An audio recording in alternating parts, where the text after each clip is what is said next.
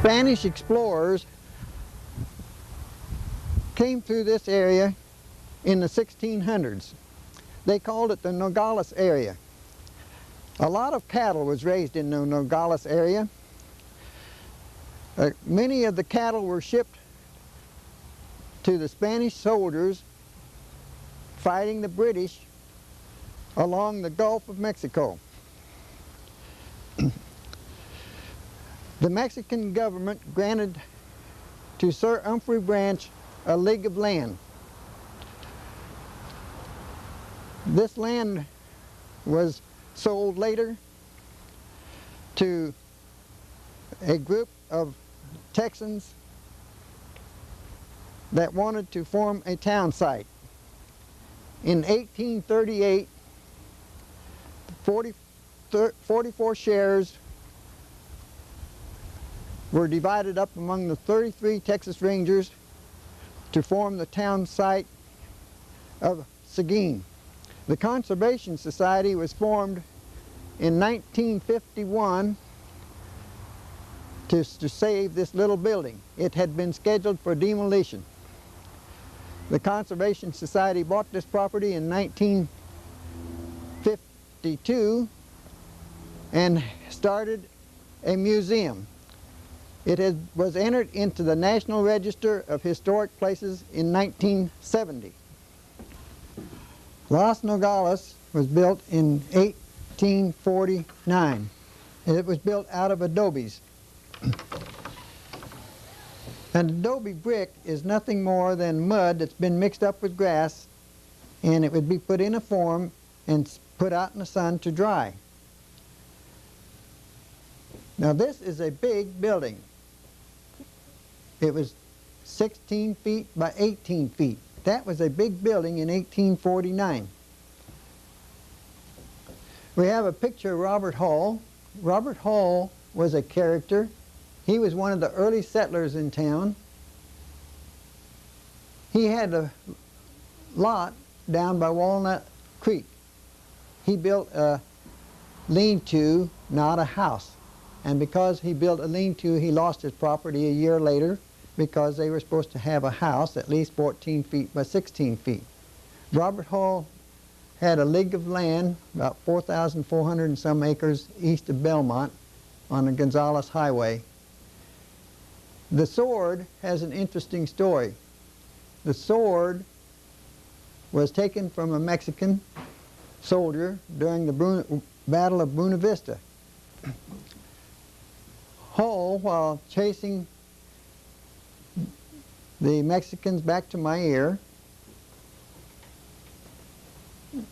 stopped at the town of Encarnacion.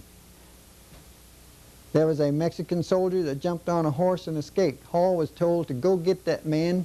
He chased him 4 miles a horseback, caught him, took all of his clothes off of him, took his sack of money, which was $333, and took the fine sword off of him. When he got back to Encarnacion, they told him to give the clothes back to the soldier, but he kept the sword. Later, General Taylor found out that he had the sword, and he asked for it to be sent to him. He returned it to Robert Hall and told him never to take a sword from an officer unless it was given as an act of surrender.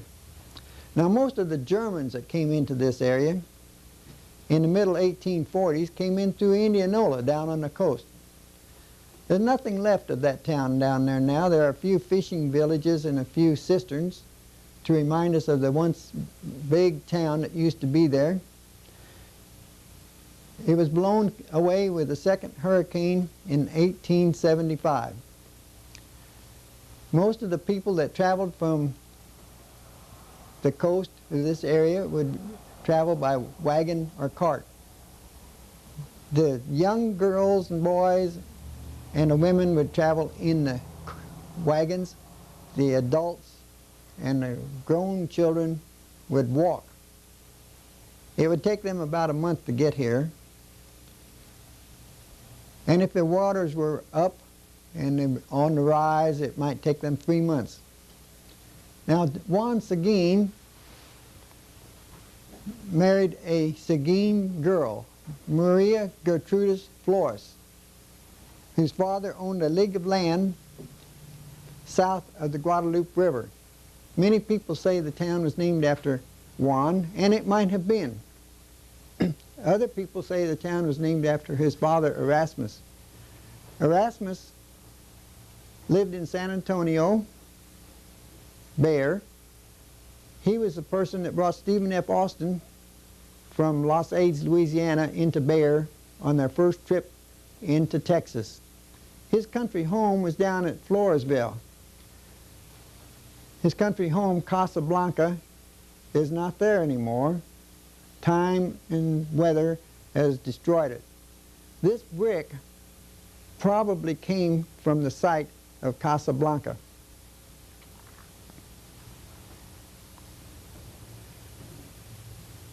John Ireland came to Seguin in 1853.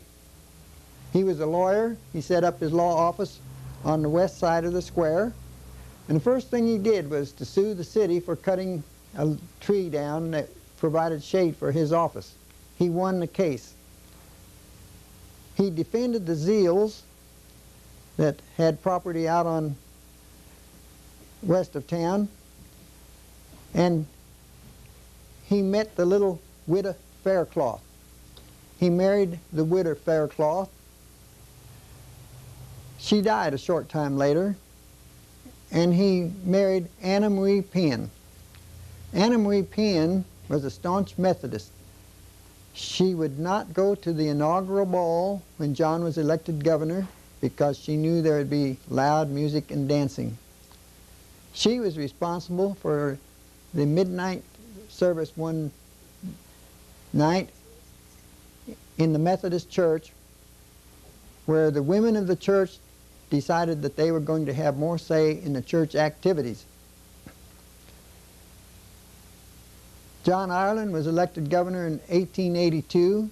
He was governor from 1883 to 1885, and then 7. He was responsible for seeing that the present Capitol building is made out of Texas granite rather than Indiana limestone. He also helped make laws that settled the fence cutting wars, where it was against the law for a person to carry pliers that could be used to cut a wire fence. There have been many schools in town. The male college was started before 1850. The building is still in use as a school by the Catholic Church. The female college was started about the same time, and it was started on Bowie Street, right where Seguin School is located now. The female college went broke. Women were not really supposed to have an education back in those days, but if they did get an education, their title of their diploma gave them Mistress of Polite Literature, which probably meant that they could read and write and sew and serve tea and coffee and maybe speak in German. In 1854, the state mandated to every county to start a public school system. This is the roster of the voting record of that school election. George W. Brackenridge voted number 4. John Ireland voted number 38.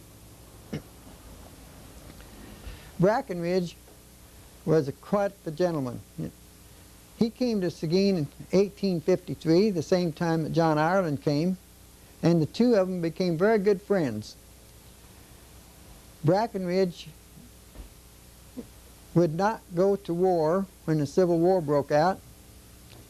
Instead, he bought cotton up and down the coast. First, he shipped it out of Corpus Christi, sold it to the Yankees or to the Europeans. Then he had to start hauling it across the King Ranch, lightered it off the ships to the larger ships where it was sold to the Yankees or to the Europeans. After the Civil War, he had enough money to start the San Antonio National Bank.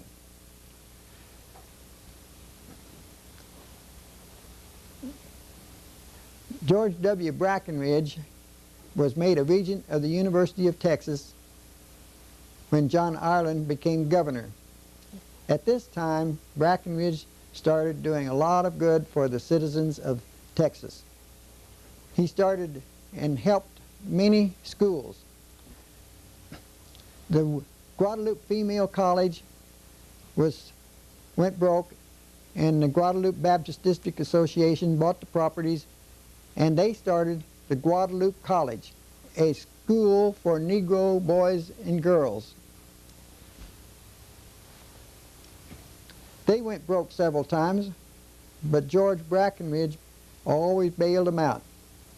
In 1908, Brackenridge bought 216 acres of land west of town, moved the college to that location. In 1937, the school's main building burned, and the school has been inoperative since that time. They still own part of the property at that location, but most of the property was actually sold at public auction. In the olden days, women liked to brush their hair, and they would save the hair from their comb or their brush. They would weave a wreath of hair out of their own hair or several people's hairs, and they would always like to wear a wreath that was made out of their own hair. They also would weave flowers out of their hair. We have several pictures of the town of Seguin, a picture of the courthouse. This was the third courthouse. It was made out of concrete. It was torn down in 1934, and the present courthouse was opened in 1936. We have a picture of Seguin looking north. This picture shows the racetrack where they used to have parimutuel betting for the horses.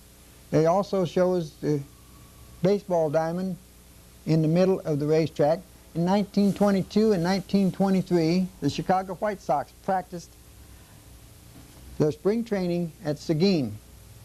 We have a picture of Seguin looking west. It's Seguin School. The middle section was the high school when the property was sold to the Seguin Independent School District. We have a picture of Texas Lutheran College. Now it's Texas Lutheran University. It shows Old Main over in the right-hand part of the picture. Old Main isn't there anymore, but they have a bell from Old Main on one of the fields at Texas Lutheran University. We have a picture of Lake McQueeney, and in the middle 1920s, oil was a big business in Seguin. Darst Field, just east of Seguin, had many oil rigs operating all the time. Then we have the lantern, the light. This one came from Tip's Opera House. We've had 5 opera houses in town. 4 of the buildings are still here. The top bowl held the oil. The light would usually be hung from the rafter, and it would be held by a pulley. They would let the light down, take the globe off, turn the oil on, light the flame, then they would put the globe back on and pull the lamp back up to the height that they wanted so that they would have the amount of light and just the right direction of light needed for whatever activities they were going to have. We have 2 flare lamps. These were the outside lights. The top bowl would be filled with oil. The oil would be turned on and they would light a flare. This would guide you around town in the dark. We have 2 pieces of Wilson pottery. The Wilson pottery was made about 7 miles southeast of Seguin. The magic lantern originally had a candle for the light. The people that gave it to us installed the light. This was the way you would spend your afternoons and evenings, by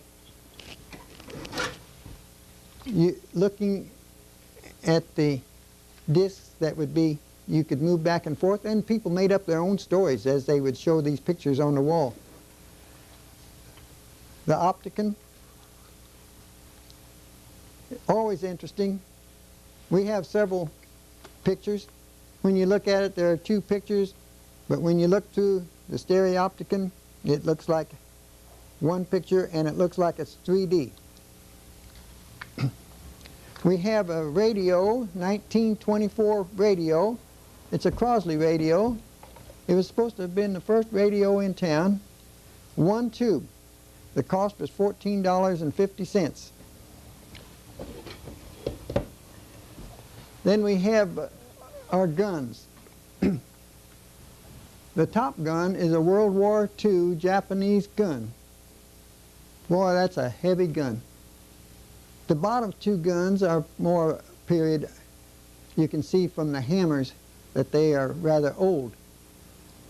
Our swords, several types. We have two Civil War sewing machines. Now, one of these Civil War sewing machines will probably be made to work before too long. Then the sewing machine, the household sewing machine, a hand-operated sewing machine that still makes a fine stitch. Most all of the clothes that the people used to wear were handmade in the home. Many artisans of our town like to carve, whittle, or build. This book was made by Mr. Dietz, the same Dietz that built the dollhouse next door. It's carved out of wood, has about the right weight and about the right looks. He also carved these grapes.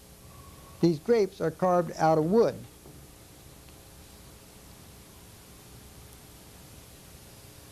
We'll go in the kitchen and see how people used to cook and iron and work.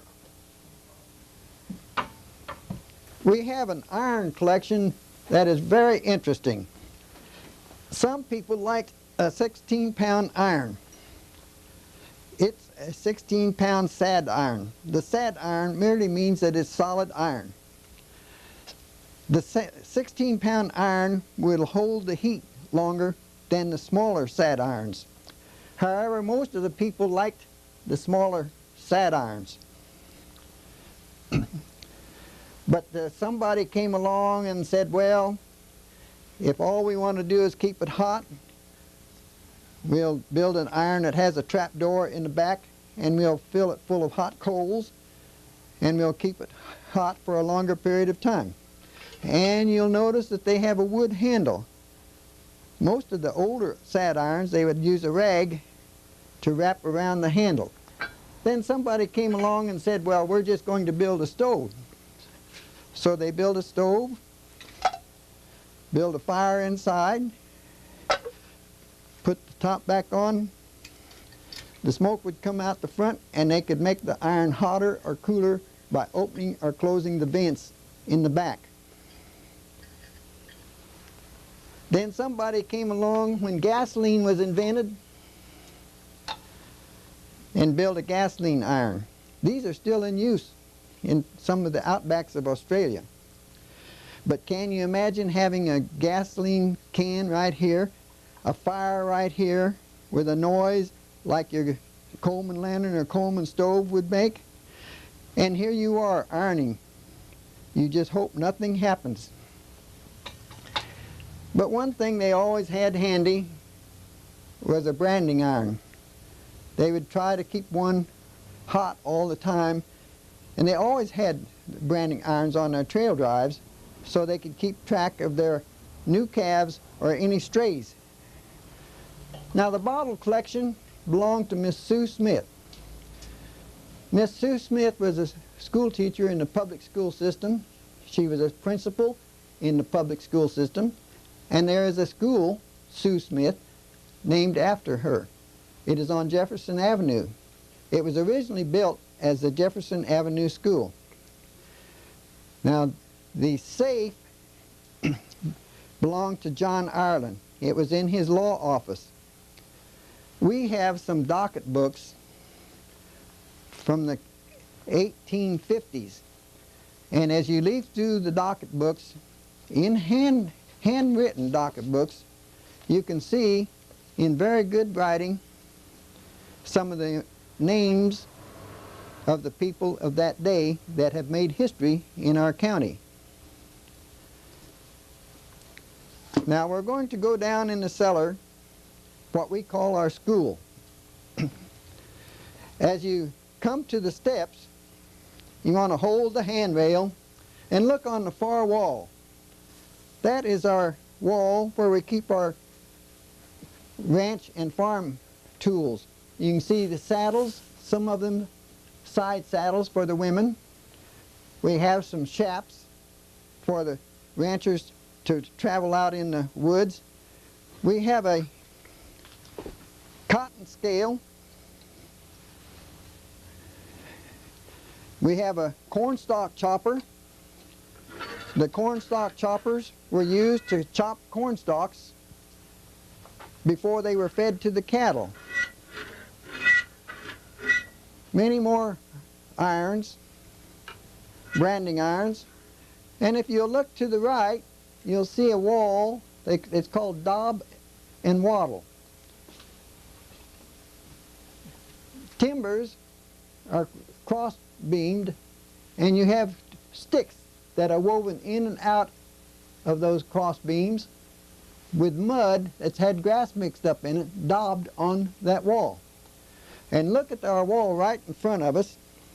You can see the construction of the little building Los Nogales, how the adobes were put together with the mud in between them to hold them together. Now we'll go on down into the cellar. As we go down into the cellar, our school, watch your head. In the summertime, the cellar will be cool. In the wintertime, the cellar will be warm. We have a lot of artifacts in our cellar. A dictionary that came out of a law office here in town.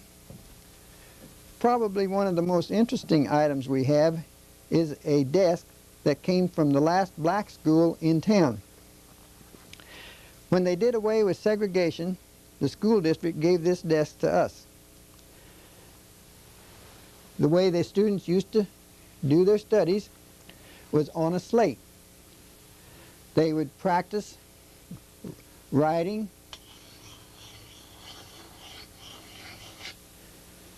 arithmetic, 4 plus 4, and they would practice spelling.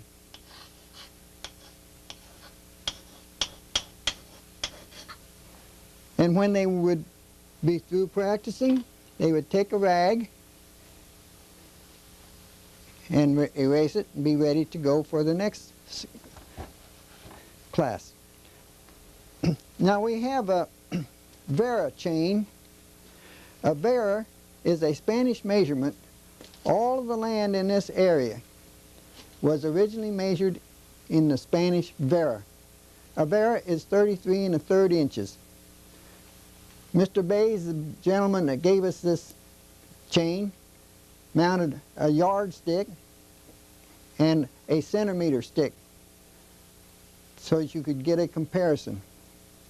The surveyors, most of the rangers were surveyors, and the surveyors would have to convert the vera to the foot and inch.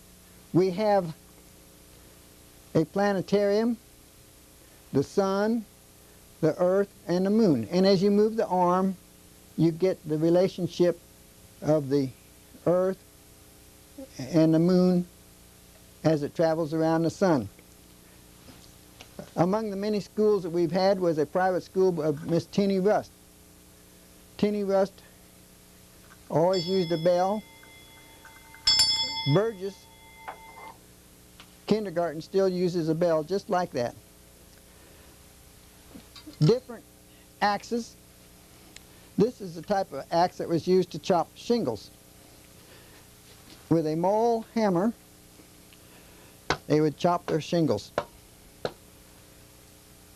We have many tools that would have to be sharpened. And this was the sharpening stone that the old timers would use to sharpen their instruments, axes, and knives on. You can see some of the tools that we have. One of the most interesting tools is a saw. They could buy a blade from the traveling salesman. Then they would make their own frame.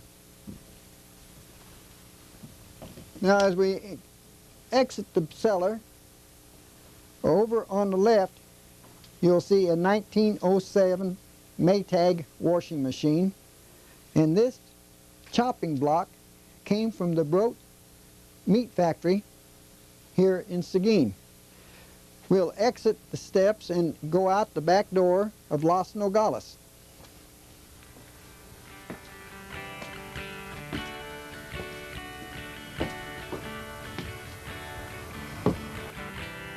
Thank you for going on our tour with us today. We always enjoy our visitors. We like to show our little building, Los Nogales. Anytime you're in Seguin, drop by for a visit. Thank you.